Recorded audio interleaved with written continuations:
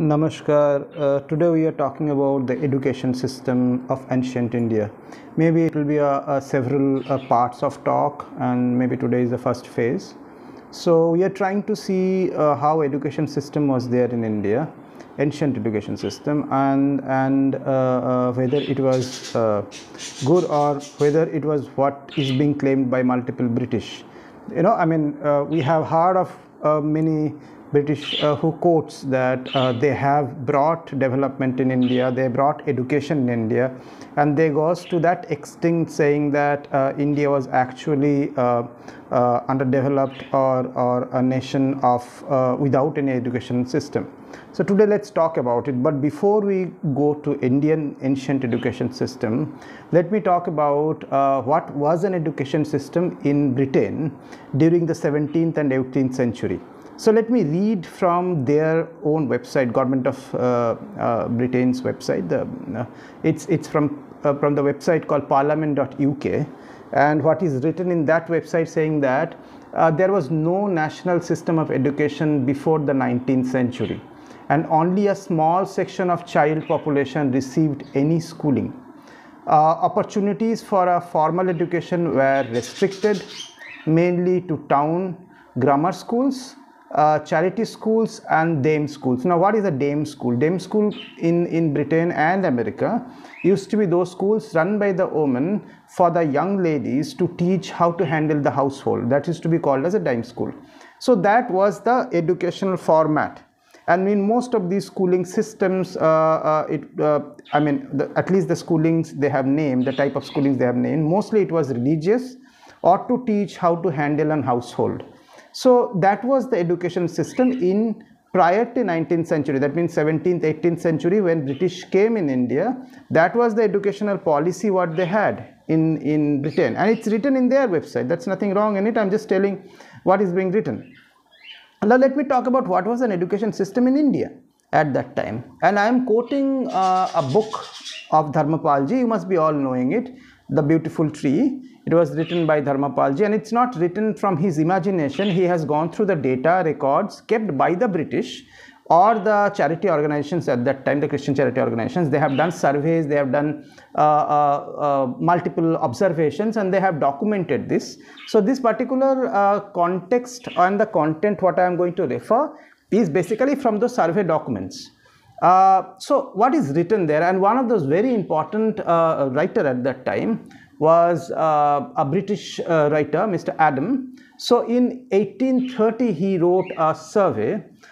He was a Christian missionary. He came in India, William Adam, and then he wrote a detailed observation of what he understood as Indian society and Indian education system. So I'm just going to quote his observations.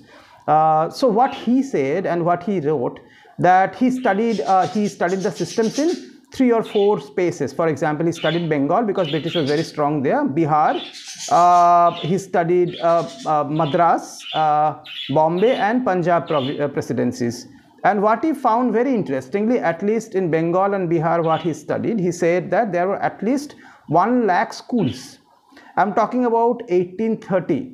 So in 1830 he wrote that there were 1 lakh schools and at least 1 school in every village. If the village was too large, it used to have 2 schools, minimum 2 schools, and that was the education system in India. And in those schools, what used to be happening, I will just explain you a little bit. But he also said it's seen in Bengal and Bihar, but that doesn't mean that Bengal and Bihar only had that many number of schools. He was very sure that that is existing one Bombay, Madras and Punjab provinces also as such. Now, what type of schools used to be? So, in India, there used to be 3 types of school at that time. There used to be patshalas, there used to be madrasas and gurukulas. There are these 3 types of schools which used to exist at that time. Now, what are these and what it is to teach? Major way of learning is to be of 2 types. One was to called as shiksha. In fact, 3 types. Shiksha, which is more about knowledge and intellectual capacity, and there is to be sheel. Sheel was more like a character building capacities, and the third one is called samadhi. Samadhi was into higher plane, of reaching into higher plane. So these are the 3 types of educational levels they used to teach in the formal systems, educational systems in India. And we are only talking about schooling system. We are not going for engineering or many higher level of studies. Also, very interestingly, what he observed at that time is that it was not only one subject to be taught, it was a mix of subjects. For example, it used to be literature, mythology, lexicology, medicine, rhetoric, Vedanta, Mimamsa, Tantra, Shamakya, and all these types of learning. And these are the different types of subjects. Also, he said, very interestingly, he noted that it was not, as perceived now, that it was not only for the education of Brahmins. It was not only for the Brahmins, and now we think the education used to be only for the Brahmins. No, it was not for Brahmins. Brahmins used to constitute 15 to 16% in Bihar district, and for example, in other districts, it will be maximum 40%. Rest of them used to be a mix of castes as such. For example, Kashtas, Sangop, Sadgops, Agauri. There used to be even groups of Chandals. The children of Chandals used to also study. And not for that, also among the teachers, it was not only the teachers who Brahmins who used to become a teacher, but even he noted that in schools he saw 6 Chandal teachers. Right? And in fact, in certain subjects, for example, for medicine and systems like astronomy, he said and he noted that it was open for all types of castes, but the most proficient in medicine, especially surgery, used to be the barbers, from the barbers group of people. So you can imagine that education system was very inclusive. Yes, Brahmins used to be given a special type of education in certain levels. For example, if it's a study of spirituality, if it's a study of metaphysics or theology, those used to be for the Brahmins, but otherwise every education system used to be open for everyone. Now, very interestingly, what he noted that there was 2 types of education system. One is to run in schools, what is an institutional system, and the other is to be at home. So homeschooling used to be very strong as a schooling system in India. In fact, many girls, the girl child used to study at home in their homeschooling system.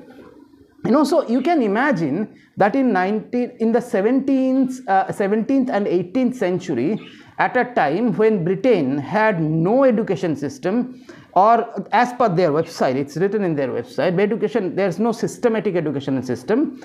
India had thousands of schools running in across lakhs and lakhs of schools running in every province and every state, and that used to be flourishing. And not only that, the education is to divide in multiple segments. For example, there used to be Shiksha, which is to mostly about knowledge and about skills, and there used to be Vidya, which was more philosophical and understanding, conceptual, theological understanding. Now, what happened to this system and how it went off?